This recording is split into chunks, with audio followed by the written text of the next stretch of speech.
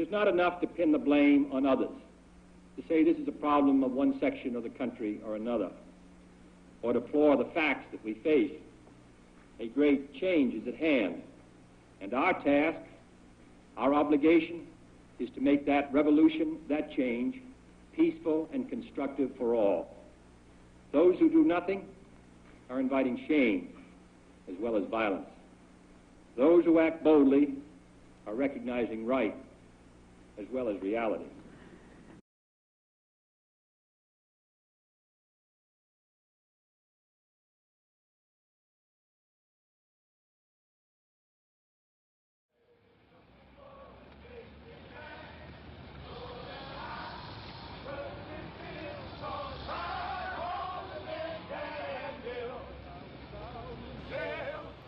The March on Washington, perhaps the singular event to define the civil rights movement in the 1960s. Yet our history is alive today, and so is a dialogue surrounding racial and gender inequality, basic human rights, and the pursuit of freedom and happiness for all men, women, and children. This unit, we're going to take a closer look at the people who fought for racial equality, and you will do this by selecting a historical figure that interests you. You'll take a close look at their life, their values, their mission, and the steps they took to chase and realize their dream. The people who fought for rights were not defined by their profession. You did not need to be a politician or a lawmaker to champion equality. One merely needed a voice and the willingness to let it be heard. I'll introduce you to people you know well, but others too, authors and musicians who carried just as much weight, and maybe more, as even the President of the United States. What must you do? Learn your civil rights figure. Know them more than any of your fellow students and even teachers. Become an expert on them. You will take what you know and become them. As this unit unfolds, you will be asked to answer questions on behalf of your historical figure. Some of them may even be modern-day questions. For instance, how would Malcolm X respond to Mayor Bloomberg's stop and frisk policy?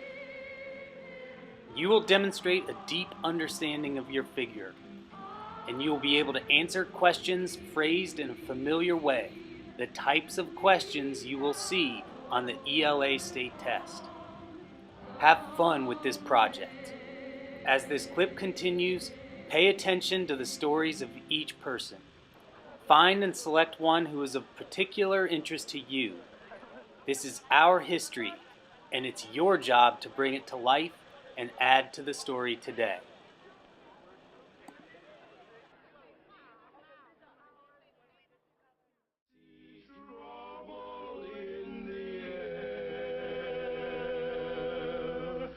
There must be a God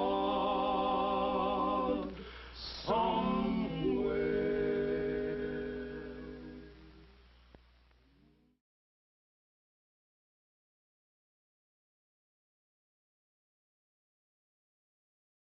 Of racism, Dr. Martin Luther King, Jr. Thank you, Mr. Randolph. I would simply like to say that I think this has been one of the great days of America.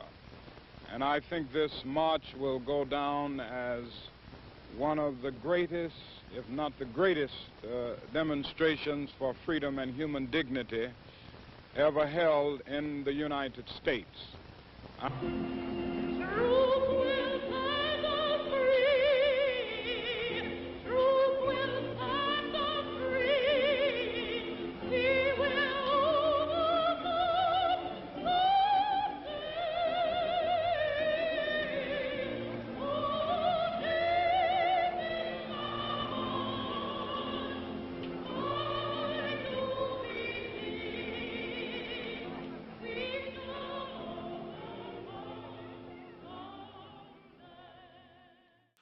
It is with good reason that Dr. Martin Luther King Jr. is a household name. While many fought violence with violence, King preached a message of tolerance and love, for he believed that it is only by taking the higher ground that true justice and freedom could be realized. April 4th, 1968 tragically brought headlines to newspapers around the country, yet King's message burns brightly today, and he will forever be remembered as one of the most important civil rights figures in our country's history.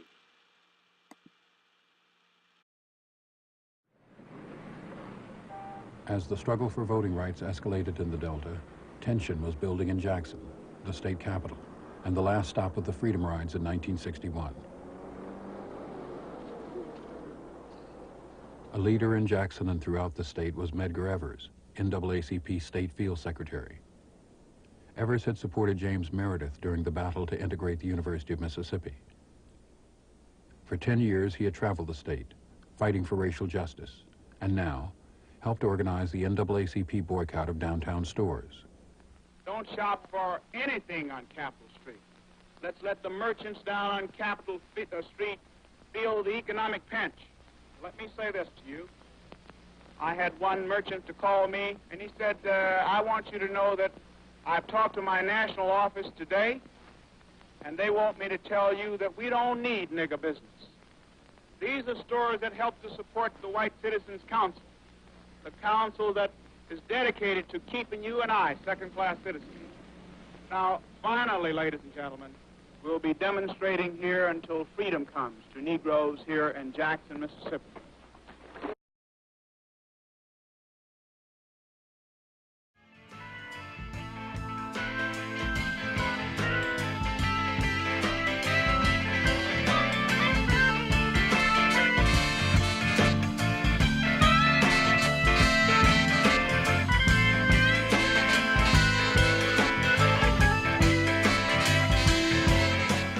Float like a butterfly, sting like a bee.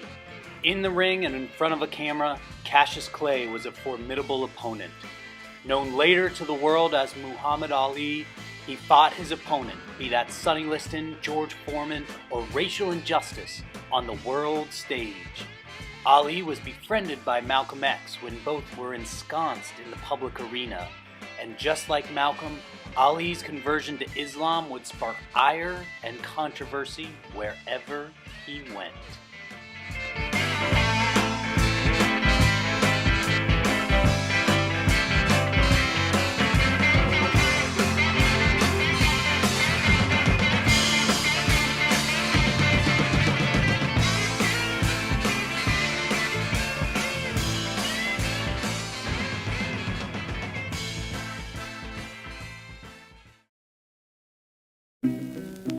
(1962), and Fannie Lou Hamer vaulted from an unknown life of a Mississippi sharecropping family to national renown. It was then, after attending her first protest meeting, that Hamer would be a leading spokesperson for the right for all people to vote.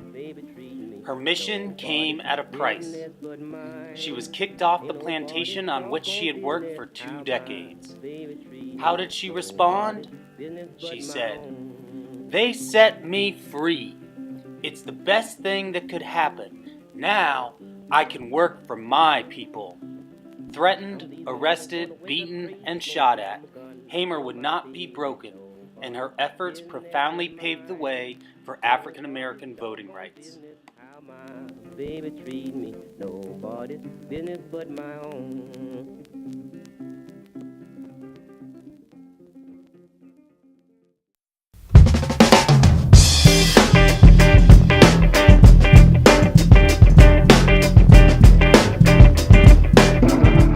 One of the 20th century's greatest writers, James Baldwin emerged as a spokesman of the civil rights movement. He majestically wrote about race, spirituality, and humanity, and Notes on a Native Son would inspire people through its candid portrayal of the black experience in America. His later works would make a notable shift in audience, and he daringly spoke to white people in The Fire Next Time. Featured on the cover of Time magazine in 1963, it was said of Baldwin that there is not another writer, white or black, who expresses with such poignancy and abrasiveness the dark realities of the racial ferment in North and South.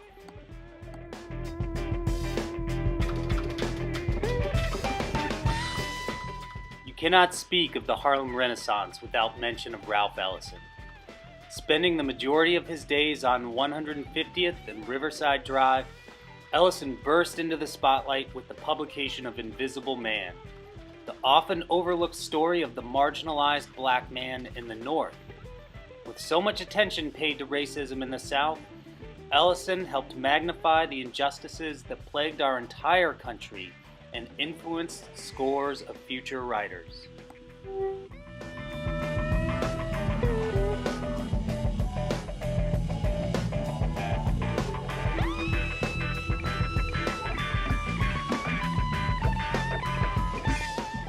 "We real cool," exclaims Gwendolyn Brooks. "Yes, you are, Miss Brooks. Yes, you are." A street in Bronzeville would earn Brooks national attention, and her book Annie Allen would earn a Pulitzer Prize, making her the first African American, male or female, to win the greatest award in American literature. Brooks folded gender issues into her writing as much as race relations, and she often criticized her own culture for valuing lighter complexions more than others, especially in African American women.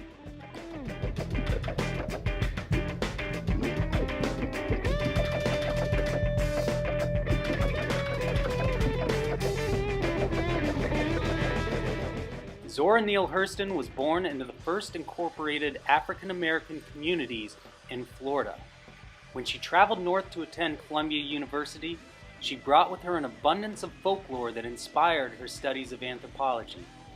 Their Eyes Were Watching God is her best-known novel, and it is a story that rejects W.E.B. Du Bois and other early activists' efforts to present racial uplift, a program designed to promote and highlight African Americans who conformed to socially acceptable norms.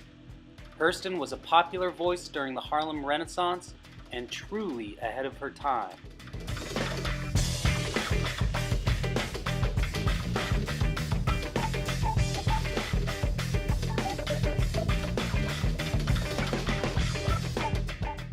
Langston Hughes spoke to, for, and about black people in America.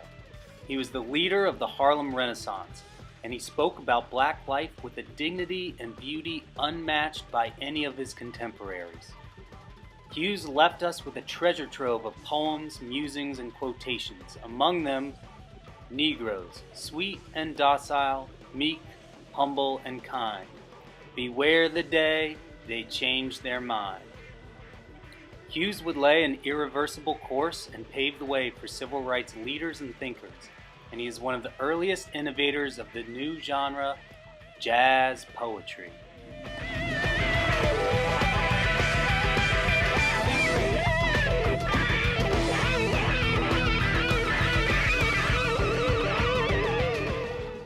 Maya Angelou has done it all. Author, poet, civil rights activist, actor, dancer. She has recited her work at presidential inaugurations, received countless awards, including the Pulitzer Prize and the NAACP Image Award for literary works, and she is studied in classrooms across the country.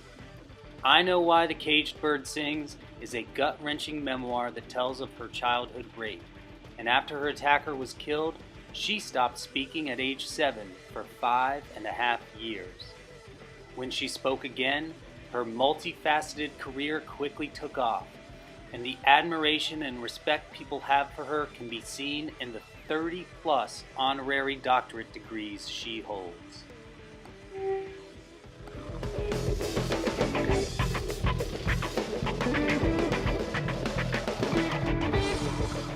Born in Mississippi, Richard Wright's written works contribute to improving race relations during the civil rights era.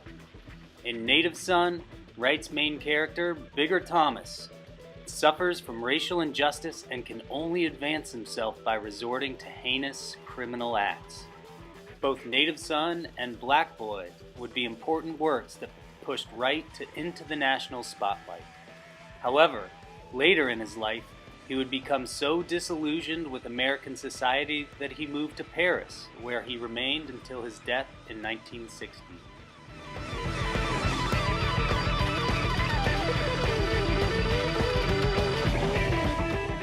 Toni Morrison is the first African-American female author to win the Nobel Prize in Literature, and she is one of the most celebrated authors of the 20th century. When her novel, Beloved, failed to win the National Book Prize, almost 50 black writers protested the omission. The novel takes place after the Civil War, and her main character kills her own daughter instead of letting her be captured by a posse of white slave owners.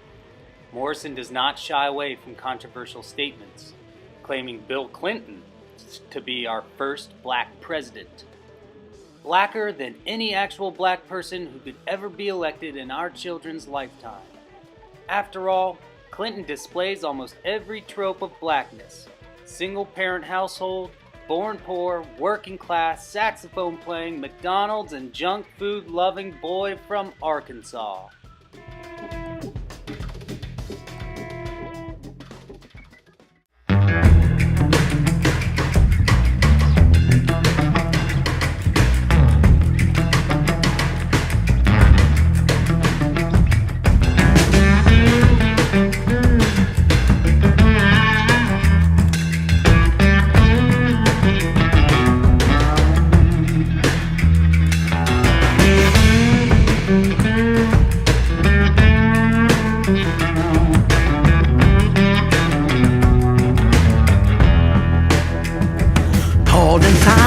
Bound in jail, had no money for to go their bail. Keep your eyes on the prize. Hold on, hold on, hold on, hold on. Keep your eyes on the prize. Hold on, hold on, hold on. Keep your eyes on the prize. Hold on. Paul and Silas began to shout. Doors popped open and all walked out. Keep your eyes on the prize. Hold on. Hold on. Hold on. Keep your eyes on the prize. Hold on. Well, the only chains we can stand are the chains of hand in hand. Keep your eyes on the prize. Hold on. Got my hand on the freedom power. Wouldn't take nothing for my journey now. Keep your eyes on the prize. Hold on.